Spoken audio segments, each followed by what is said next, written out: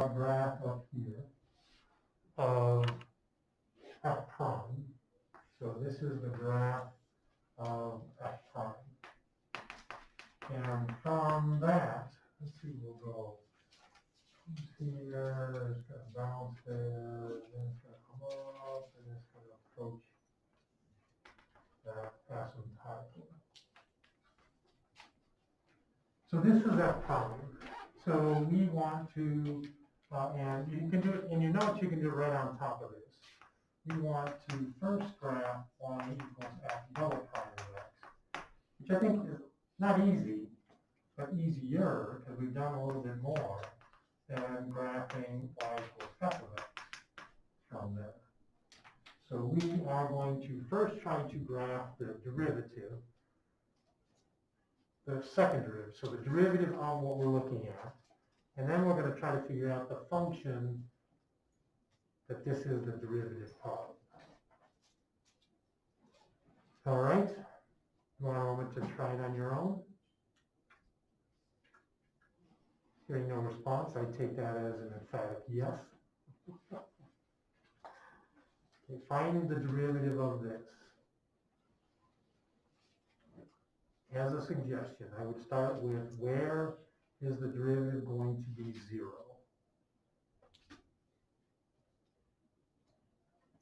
And I would mark those points.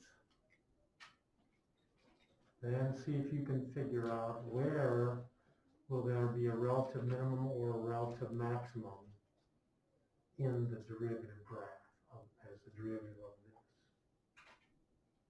And then talk your way through going from one of those to the other.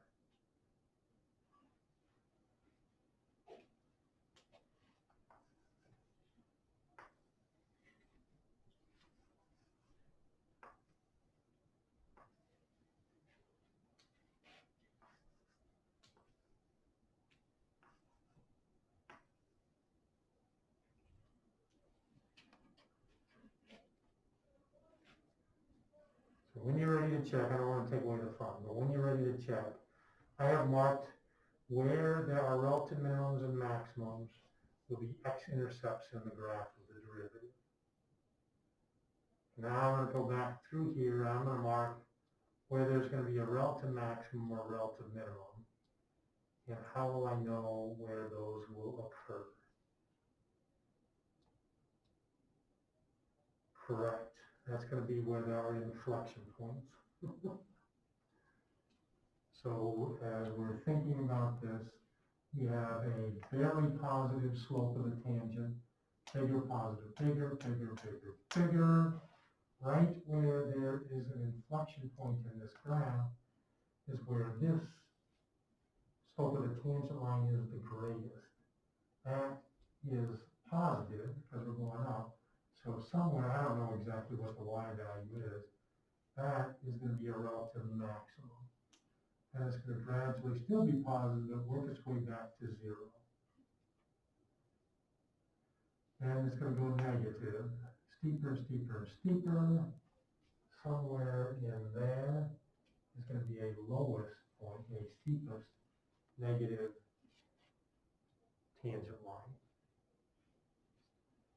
And somewhere in here is going to be a steepest positive. Somewhere in here is a steepest negative. Somewhere in here is a steepest positive. Somewhere in there is a steepest negative.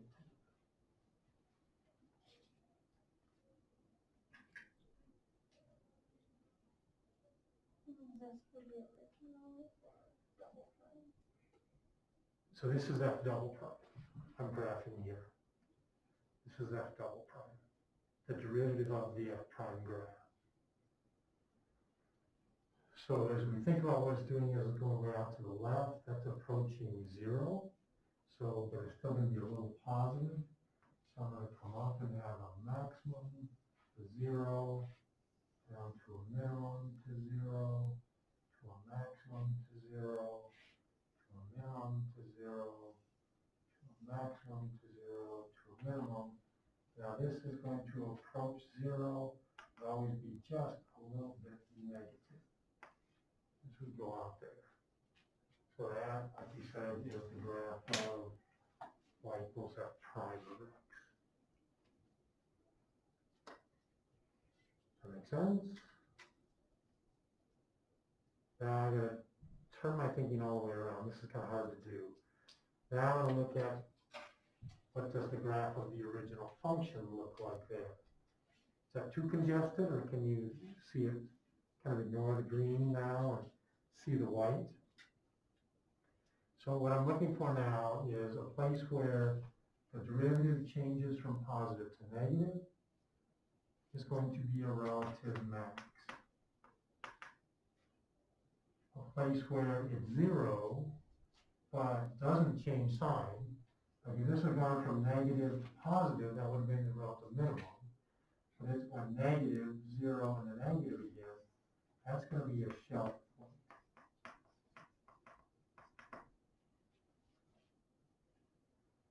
Here it's going from negative to positive. That's going to be a relative minimum. And then I think that's all I got for mins and maxes. Okay, now where the derivative has a relative maximum or a relative minimum is where this is the largest derivative value of the derivative. That's going to be where the slope of the tangent line for the original function is its steepest. That is going to correspond to an inflection point in the original function. Okay? And likewise, that's going to be an inflection point.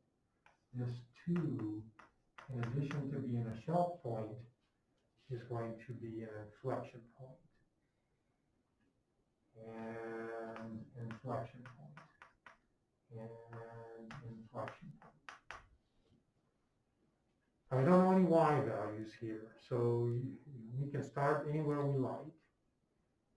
As we look at the derivative, the white graph here, that's just a little bit positive.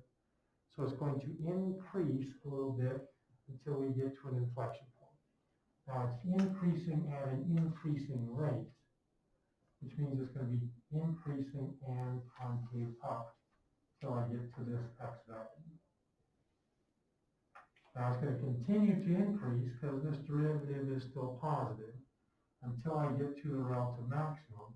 But now it's going to change to being concave down until I get to the place where the relative maximum occurs. With me?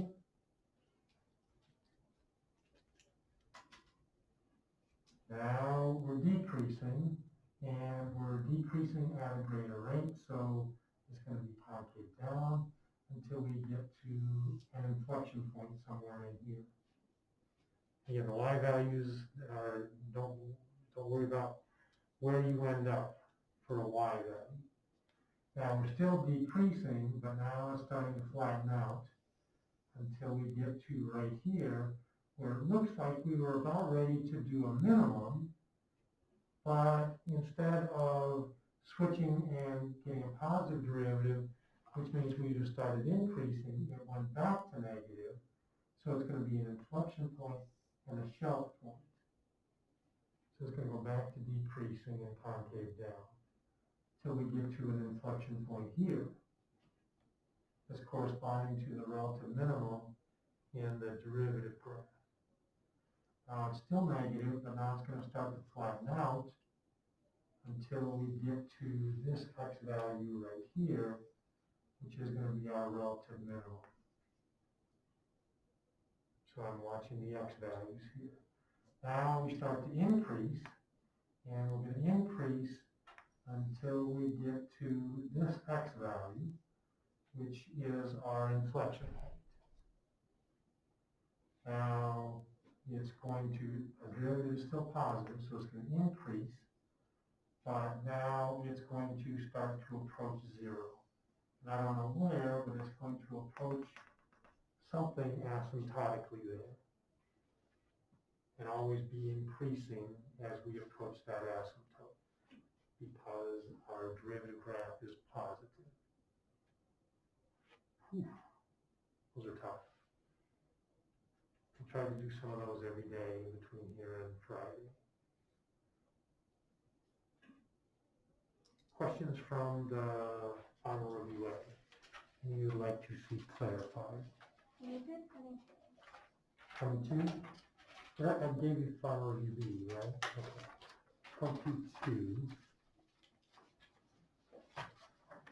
Yeah, that's kind of an interesting question. I found this somewhere. I thought, oh, I like this problem. So on 22,